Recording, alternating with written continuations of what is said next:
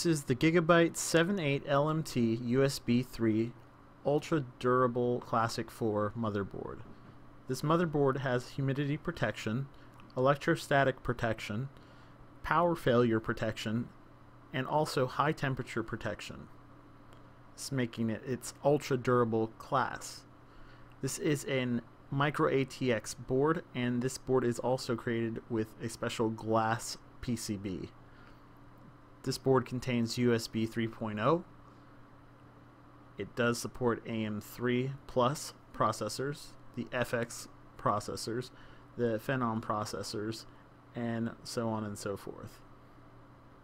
Now, being as this is an ultra durable motherboard, they do have some interesting features, and I'm going to hit those now. They contain this high temperature protection, which Gigabyte uses all solid caps and low RDS MOSFETs, which are rated to work at higher temperatures. This is great for overclocking. They also have humidity protection. As we all know, humidity can play havoc on a motherboard's circuitry.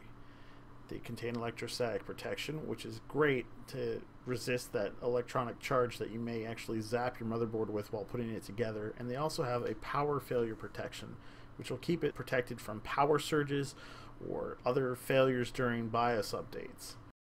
Inside the box, we're greeted with the manual, of course.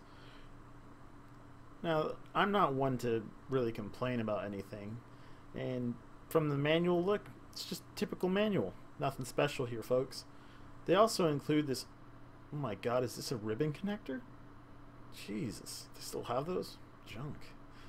Your driver's disk for everything on your motherboard, everything of the software that's needed to get everything set up initially once you get Windows installed.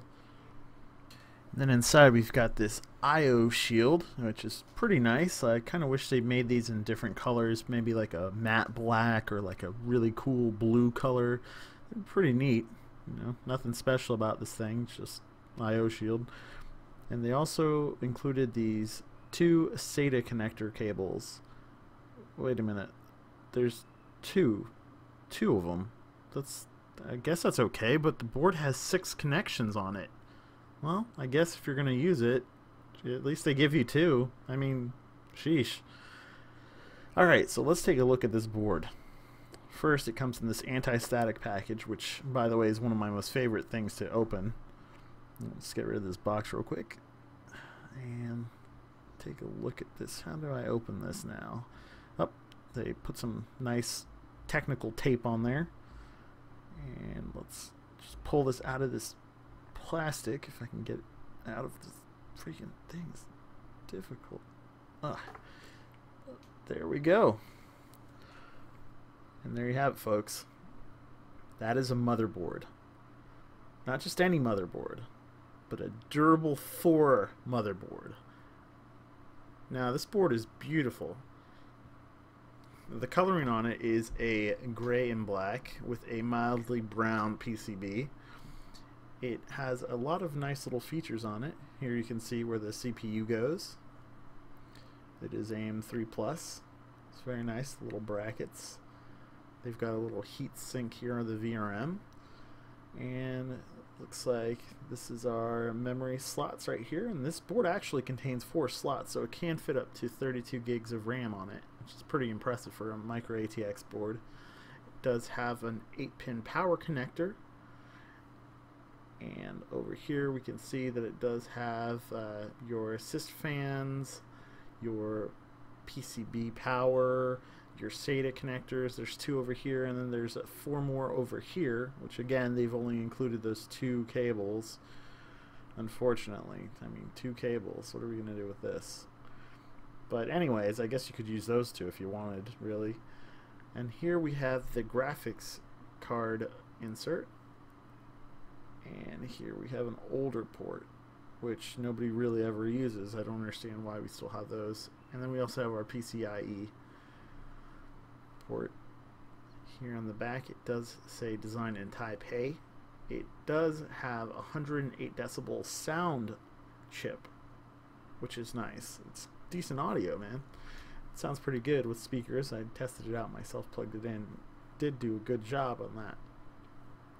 This is very nice, and let me just turn the board around here and show you some of the features on it. And as you can see here, it does have let's see, a USB port, another USB port, and a PS2 port for your keyboard and mouse, VGA out, DVI out, HDMI, USB 3, two USB 3s, Ethernet port, and two more USB ports, and then the audio connector ports, and of course audio in, audio out. It's a pretty nice setup. Here's the back of the board. Here is the heatsink for the back of the board. It's pretty nicely insulated. This feels like a pretty solid board, and I do like the look of it. This is an interesting little heatsink. It's not really firmly planted on there. It's more of like just kind of resting on top of the VRM, but I suppose you really don't need much more than that, as long as there is that heat paste or that 3M heat tape on there. Should dissipate the heat just equally as much. I would have preferred if they had actually bolted that down onto the board so it wasn't kind of flopping around up on top like that. It's a little unnerving that they would have it just planted in place with some plastic pegs. They made sure to go ahead and push that down a little bit harder so don't have to worry about that. But there you go. That is the motherboard, and I'll see you guys next time.